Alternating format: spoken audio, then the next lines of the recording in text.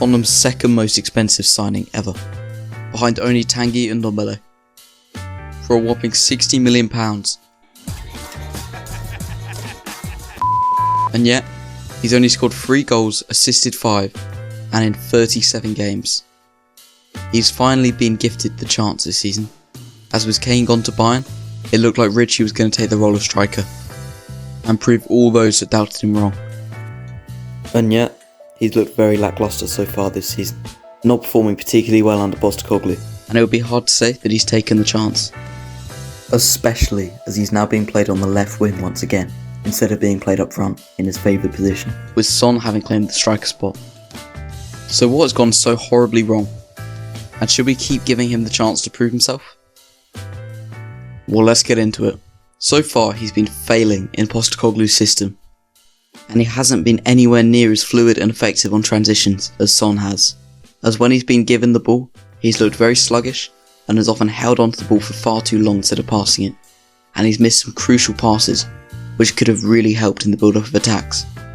But overall, he's just not looked good enough in build-up, especially compared to when Son has been a striker, who's looked much stronger and more effective.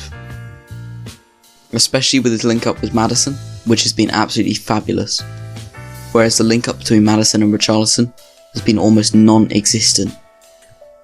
Richarlison has also had issues in front of goal, something that is an overwhelming issue to have as a striker. He's lacked clinicality, missing many sitters unfortunately, which is very sad to see as we know from his time at Everton, he does have the ability to be clinical in front of goal. Of course not up to Kane's standards, but he certainly is a lot better in front of goal than he's shown in his time at Spurs.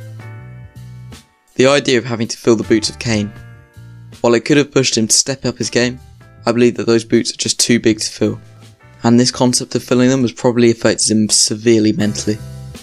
Not just this season with Kane gone, but also last season where he knew his competition was probably the best striker in world football.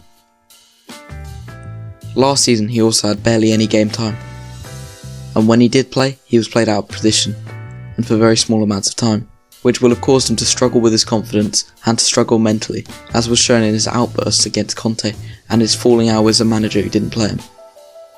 He's struggled a lot with mental health, something he's recently opened up about, where in a recent interview, he said he was planning to seek psychological help for his issues. This is something that I really hope will benefit him, not only as a player, but on a personal level too. I honestly think that if he can fix these issues mentally, then he could turn out to be a real player for us.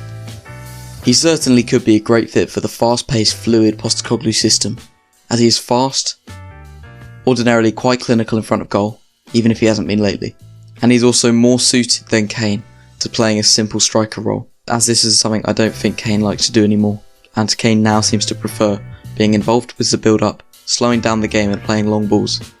He can also rotate with Sonny at striker, especially when we have more depth, as Son is an older player now, and Son is probably less suited to play against low blocks than Richarlison. And Son can play against high press, which is something that Richarlison isn't too good at. But if Richarlison's form doesn't start to pick up soon, what should we do? Well, I personally think we have a couple of options. Number one being the obvious. Sign a new quality striker such as Ivan Toney, although Ivan Toney did admit to being an Arsenal fan, or sign another top class striker.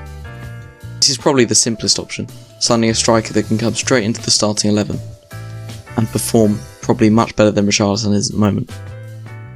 Although, I do think it has issues. Son fits the role of striker better than he fits winger now, and an expensive striker signing wouldn't want to come in and play second fiddle to Son. And also, in this situation, what would we do with Richarlison?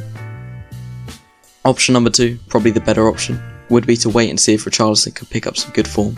And regardless of if he does, we should sign a new winger in January, someone like Jota from Al Ittihad, a player who shone for Ange at Celtic, and will surely fit the system well, although it may be difficult for him to adapt to the Premier League.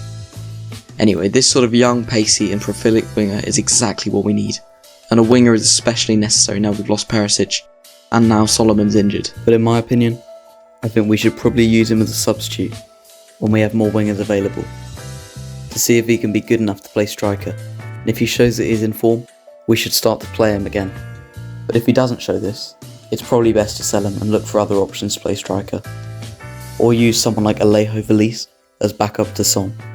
But to be honest, I truly hope he can find good form, as there is clearly a player in there. He just needs to show it and gain some confidence. Anyway guys, that just about wraps up this video. Please make sure to leave a like and subscribe, and I'll see you in the next one.